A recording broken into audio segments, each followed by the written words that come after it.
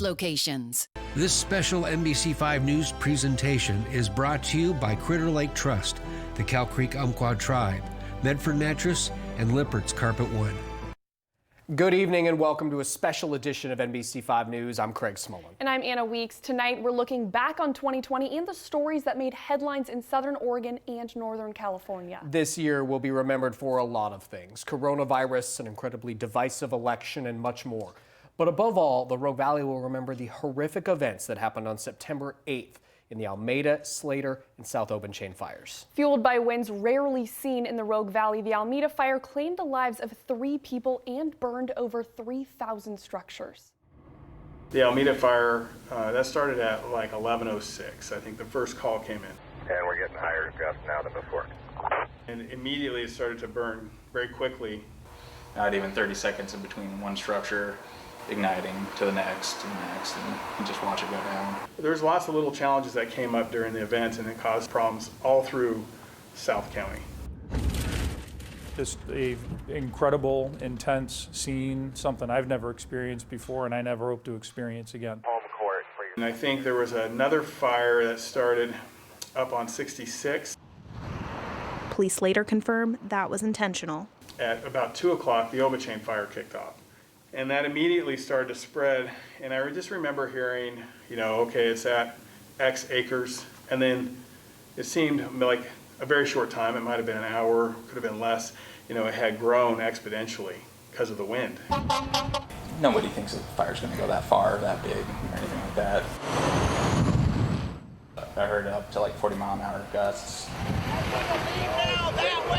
And so it was just super hot and super windy, and it was just kind of a perfect storm for fire. So we had these 2 major events that on any one given day would have taxed resources. A few hours later, I'm down there, and not to be too grim, but like a lot of things were on fire. We had the 911 center getting calls from both, so they got inundated with thousands and thousands of calls that day. Daughter requested assistance with their elderly parents.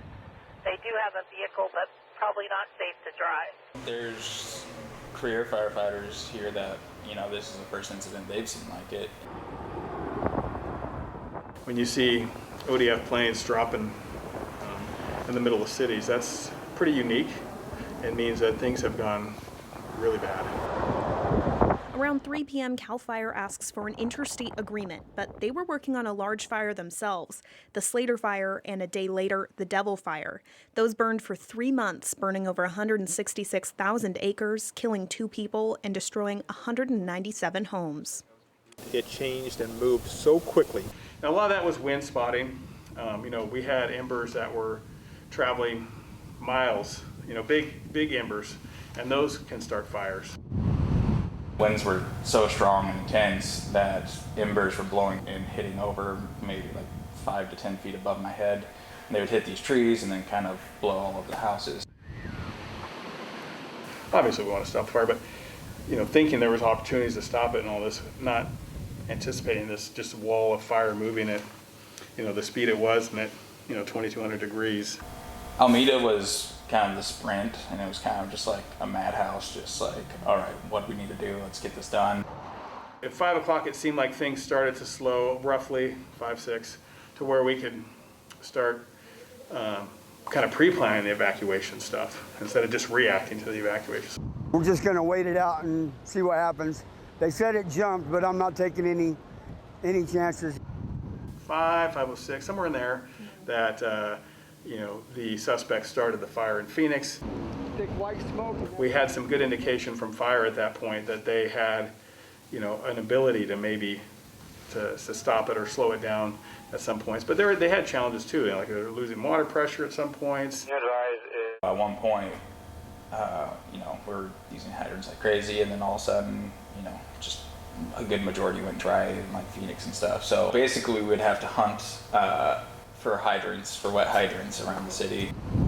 Then there was the Greenway Fire that happened that night. It was just like this unbelievable chain of events that was like, really? There was explosions, like our guys were hearing, our deputies were hearing explosions in many places. From here to Highway 99 is on fire. It's sad to see so many houses gone and people out and everything. But, you know, with tragedy, I think comes growth. When the Almeida fire broke out, evacuation notices were sent through text messages to people who had previously signed up for county alerts. NBC5 News was the first to ask officials about why the emergency alert system, which goes to TV and radio stations, was never used during the Almeida fire. After a public records request, we learned that Talent never received an alert at all. Both Jackson County Sheriff Nathan Sickler and John Vile with the Emergency Operations Center have defended the county's use of its citizen alert notification system because it can warn people in a specific area. But citizen alert only works if you've already signed up for it or if you have a landline telephone in the affected area. The EAS alert would have gone out to the entire county. I don't know about the process to do the alerts. That's not my process. The information comes from the field, it goes through the chain of command, and then it gets, distributed to emergency management to be distributed throughout the community. News stations do not have permission to create and broadcast an alert. That could only come from Jackson County Emergency Management or Oregon State Police. In Lane and Lynn County that same week, the EAS system was used nearly 36 times for fire evacuation notices. Congressman Greg Walden, a former broadcaster himself, said he wanted to know why the EAS was never used. He toured the damage and met privately with local leaders. He says first responders saved lives, but worries the EAS was neglected simply because there was so much going on. The emergency alert system is an extraordinarily important part of notifying people when there is an emergency. My own belief is we need to figure out why it wasn't used and make sure that doesn't happen again. The county has said it will have an independent investigation into its decision not to use the EAS system. NBC5 News will continue following the story and provide you updates whenever they become available. The initial cause of the Almeida fire is still under investigation, but police did arrest a man for starting a second fire that merged with the Almeida fire that night. Police say 41-year-old Michael Bakla started a fire west of the railroad tracks and north of Dano Way in Phoenix. He's facing 32 separate charges, including arson, criminal mischief, and reckless endangerment. Bakla pleaded not guilty to all charges in late September. He could go to trial in 2021. NBC5 was the only station invited as Governor Kate Brown toured the devastating aftermath nearly 2 weeks after the fire sparked. When the governor saw the wreckage for the first time, she said she's never seen anything like it. Governor Brown also met first responders called to the fire and thanked them for putting their lives on the line. Local organizations, large and small, immediately started fundraising to help fire victims. Rogue Credit Union announcing its Fire Relief Fund broke $1 million. The credit union awarding that money to local organizations through grants. 23 local nonprofits were selected in all. People from all over the valley and the country rallied together to help. The United Way of Jackson County says it's received donations from every state in the country. The nonprofit has raised $2.5 million so far. They also say they've received donations from as far away as the Netherlands, Japan, Germany, Mexico, and Canada. Over these last 3 months, we have seen an overwhelming amount of strength and kindness from our community. NBC5's Nicole Costantino gives us a look at just some of the ways you came together to rise from the ashes after the devastating Almeida fire. It's really, really uplifting to know that you can make a difference in any community. Generosity. We put it out there, put it on Facebook, put it out to the community, and they rallied. It's what we've seen all across Southern Oregon. From strangers donating a truck and trailer full of equipment to a father who lost everything. Feels really good that I'm helping everyone who has lost their homes. To a 10-year-old girl in Medford raising over $3,000 for fire victims by selling, of all things, pink lemonade. Thank you. Thank you. The community united. A former Phoenix resident who owns an apparel company in California helping out his former home. All right, let me try and do something. Handing out tens of thousands of clothing items. It really doesn't matter how old you are. A 5th grade class at St. Mary's School donated hundreds of bags filled with supplies to children who lost their homes in just 3 days. You can have a big impact. Grants Pass High School band members put together 100 care packages and letters for their counterparts on the Phoenix High School band. Staff at North Middle School also collected thousands of dollars worth of gift cards for families. Members of Congress also joining the effort, helping a Korean War veteran who lost everything, including several medals for his service. Congressman Greg Walden presented him with a new flag, photos from his past D.C. trip, and mementos from his honor flight. They're now working on getting replacements for all of his medals. It's overwhelming. In a time of disaster, destruction, and uncertainty came faith, optimism, and selflessness. I know in the long run it's going to be a long road recovery, but little acts of kindness, I think, go a long way. In Jackson County, Nicole Costantino, NBC5 News. Coming up on NBC5's Year in Review special, did we mention this year brought on a global pandemic? How local residents inspired us in getting through COVID-19. Stay with us. Welcome back to the NBC5 Year in Review special. The horrific Almeida Fire may have dominated the headlines the last several months, but this year will be remembered by everyone as the year of COVID. The disease was in the country all year long, but started to really dominate headlines in March. Nowhere that was felt more than at local long-term care facilities. A series of outbreaks started in the fall, several of them proving fatal in Jackson County. The oldest members of our community, also the most vulnerable to the disease, that quite often proved asymptomatic in the population, making it that much harder to stop the spread. Even if you're trying your best, you may not be able to stay away from others when you're able to transmit the disease because you don't know that you have it. So far this year in Southern Oregon and Northern California, dozens have died as a result of the disease and thousands have gotten sick.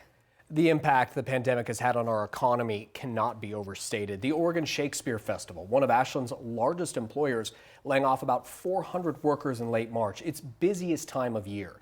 The company held various events throughout the rest of the year, virtually, to support the many people struggling in the down economy.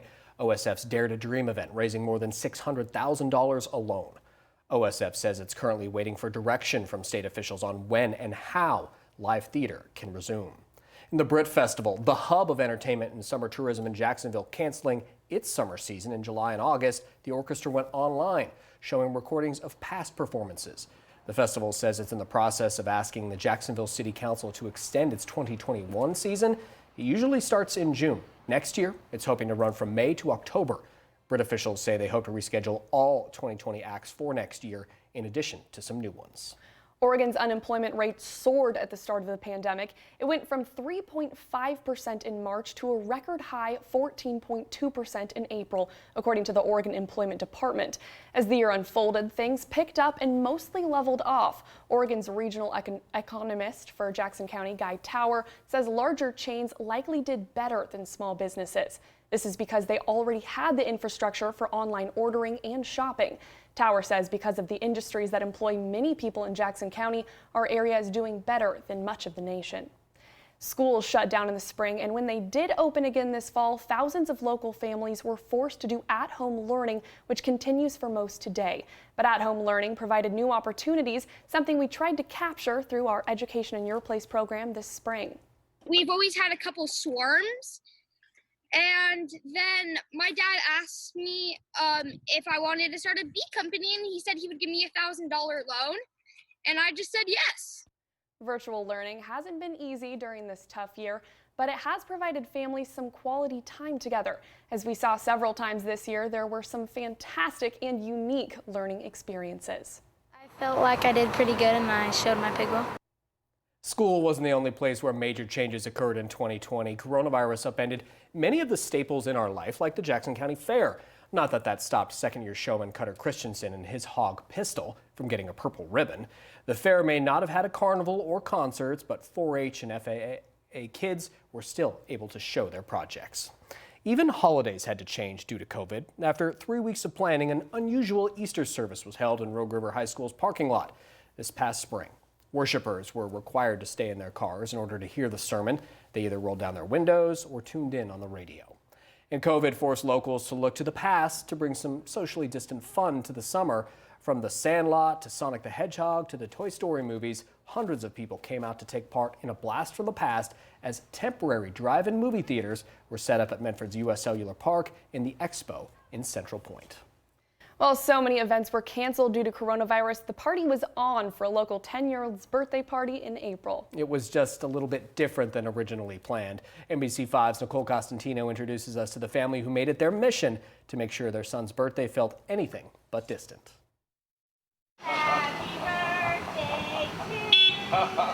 Liam Warner was supposed to spend his 10th birthday playing laser tag until coronavirus. That's what happened. The outbreak pushed back Liam's party.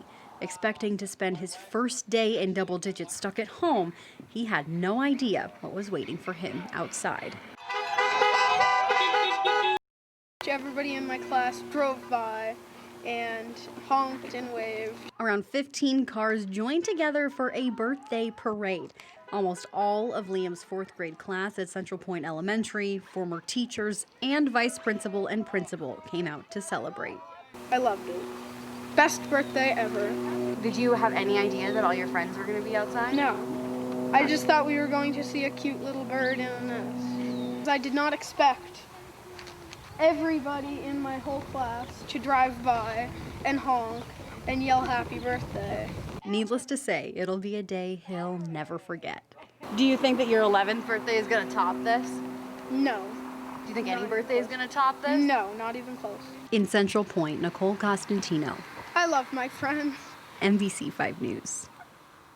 You can watch that over and over. Still to come on our year in review, hundreds of local citizen soldiers finally returning home. What it was like to be away from loved ones during a pandemic when we return.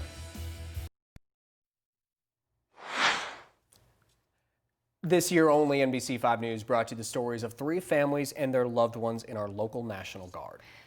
450 citizen soldiers from Grants Pass to Medford and Ashland spent much of the year in Northeast Africa on a 9-month tour. NBC5 News was there in October of 2019 as hundreds of citizen soldiers gathered at SOU for a mobilization ceremony. We also took you into the homes of 3 members of the Guard to hear their stories of service and sacrifice.